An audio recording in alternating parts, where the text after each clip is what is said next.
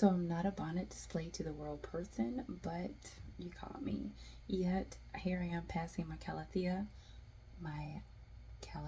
Dottie, and I wanted to go ahead and do a video. So, alright, these things are horrible, and I understand why people constantly do videos saying that the best way to care for them is to throw them away. Throw it away. This thing had died. I basically just today took the very last beautiful leaf off of the plant.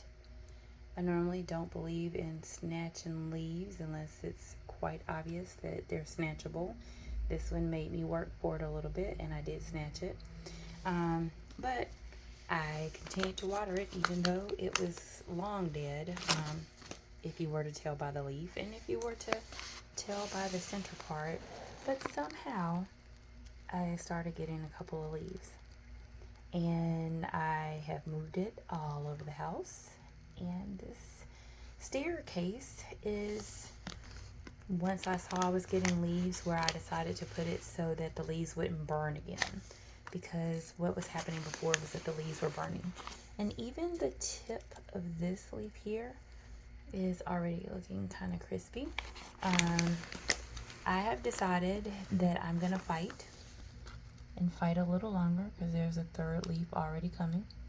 So today what I'm gonna do is any of the plants that are in this window in the stairwell, I've had to really fight off gnats this year. A gnat trick that I looked up on my own. I had some cucumber. I peeled off the bitter skin, and I said, I wonder if the bitter skin can help my plants. And the suggestion was to take it, put it in a jar, and then to put it on top of your plants to keep the gnats away because of the bitter taste. And I'm like, well, yeah, because I definitely can't stand it, so I'm not surprised that gnats won't like it. So I'm putting some of that in.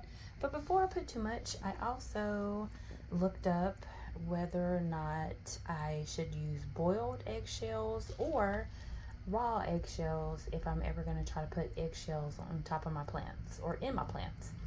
And they said crushed eggshells, and that basically you can sprinkle on top or you can mix in the soil. And I'm not gonna lie, before now we've just kind of been crushing them a teeny little bit, and you can still definitely tell it's an eggshell. But this teeny little container is 3 eggs, and I've gone ahead and did like this basically to crush them up smaller. I have a mortar and pestle, but I just kind of didn't like the idea of crushing up eggshells in my mortar and pestle. And once I saw how easy this was, I was like, this is the way. And then there's like a little white residue from the egg that's already getting on my fingers, and it says that that will help it to bind better with the soil if it's good and crushed. And so that's going to help act as a natural fertilizer and give your plant some calcium. I don't tend to do a lot of stuff to my plants at one time, but some of them I'm willing to risk doing more than one thing at one time with. And with this Calathea Dottie already have been giving me so much trouble, and me being just one cross look or whim away from just giving it away or throwing it away, I'm okay doing like a couple of last ditch or life-saving, life support measures at once. So this is going to get a couple of things today. It's going to get some of the eggshell on top, and it's also going to get some of the pest control, some of the homemade pest control. And then we'll check back in with this little beauty that is kind of looking like the ugly stepsister right now. But we'll check back in. This is the little stick even that shows you it's a Calathea Dottie. I feel like calling her Lottie Dottie. Anyway, we're going to check back in on Dottie to see if she's going to make it or if I'm going to just throw my hands in the air and give up on her completely. But this is what has happened from not doing that, and so it is encouraging. Most of this on this butterfly is actually dirt from where I got dirt on it, but I still keep it in here because of the net problem. So maybe there's room for some nets to be joined. But y'all, let's prepare for this little dramatic suicidal beauty who wants sun but doesn't want sun, who needs the sun to stay variegated but burns very easily, like a redhead, I guess. I don't know. I'm trying to be hopeful. So y'all, thank you for paying attention, but it's just such a unique pattern on the leaves, and we are going to hope and pray that this thing makes it.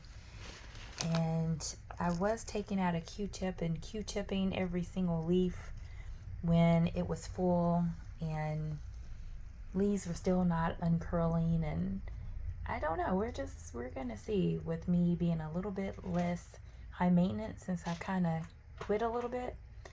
And maybe she can even stay on the stairs. I'm at this point like, listen, your mama's child. I like the stairs sometimes too.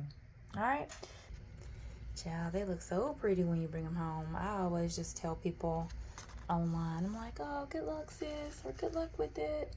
You know, I don't try to discourage people. But if I'm really being real, I'll be like, you know, see you in the support circle in about a month or two when you are just sad and frazzled, honey. But it's okay. Don't let it make you sad or frazzled. We'll just, you know, pay attention to what I'm doing with mine, maybe. Check back in.